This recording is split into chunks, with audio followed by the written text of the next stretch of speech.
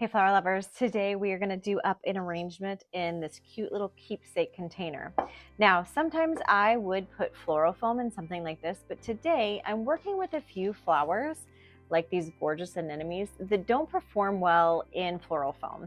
They like to drink straight from water. So what I'm going to use in place of it is a pin frog.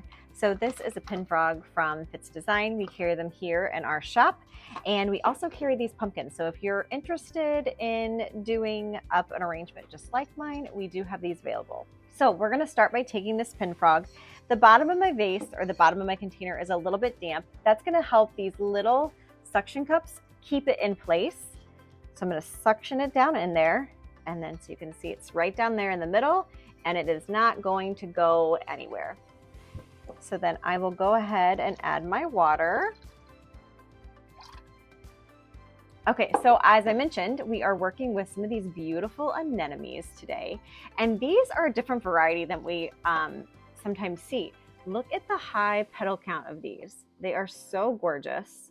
Sometimes you just kind of see the outer petals with the dark center, but these are a newer variety that I think we've never had in before. So super excited to be working with these. I've also got some Vikings. So these are not sunflowers. They're actually in the chrysanthemum family, but they look like little miniature sunflowers. So those are gonna go work with us today. And then I'm working with a foliage that is newer to me too. We don't get this in the shop very often.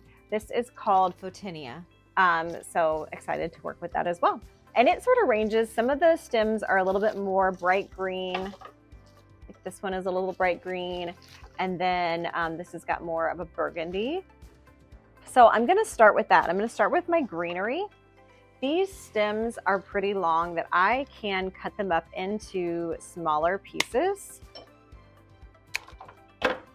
So there's one stem that I've now cut into two, and maybe we'll keep using that two into a third.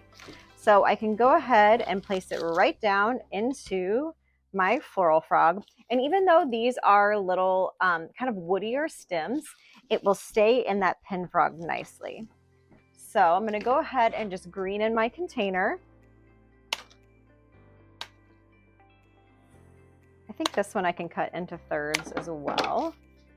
And with my greens, I'm thinking about the shape that I'm looking for in my design. And we're just going to do kind of a traditional round shape with this pumpkin.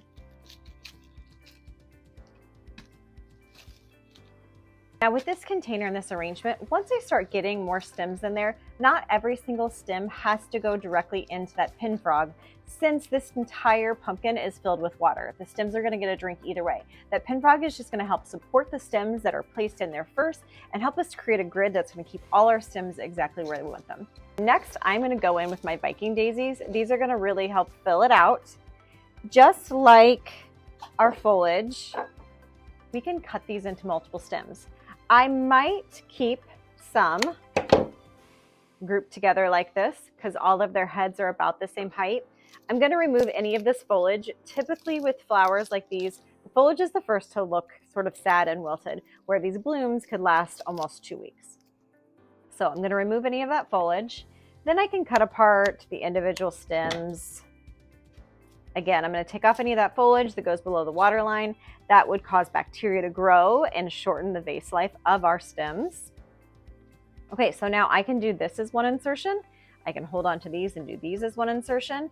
Sometimes as designers, when we start working with chrysanthemums or daisies or mini carnations where you have lots of heads on one stem, it can be really time consuming to do one stem at a time. So grouping them is going to save you some time.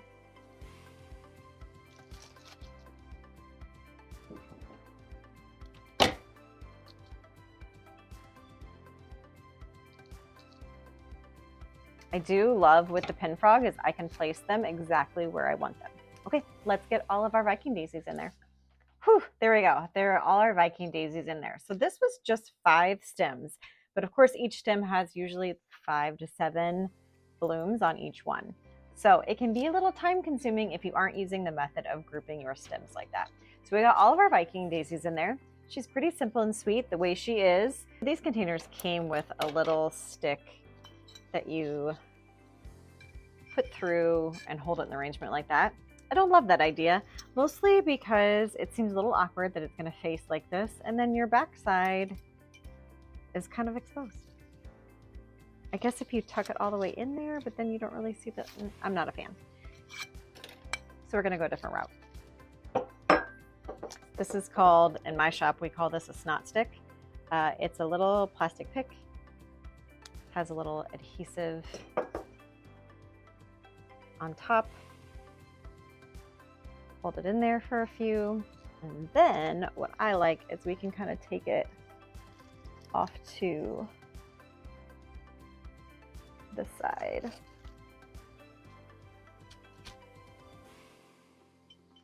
Like that. That I like. So now we're going in with our anemones. Now these stems like to be supported, so I'm going to sort of keep them in. If you're working from home, you may not have florist wire, so they could be wired and taped to support them, or we can just make sure our arrangement themselves is supporting of their stems. I'm going to go ahead and remove the foliage.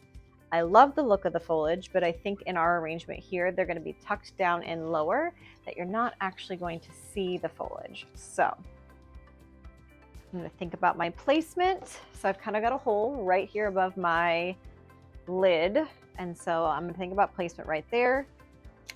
Measure my stem.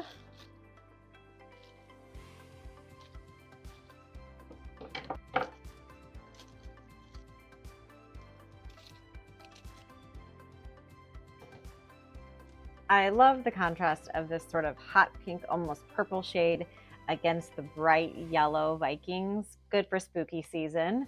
But there is our sweet little pumpkin arrangement. So you can continue to add water to this container every few days. Just make sure you can feel that water in there so all your stems are getting a nice drink. And happy designing!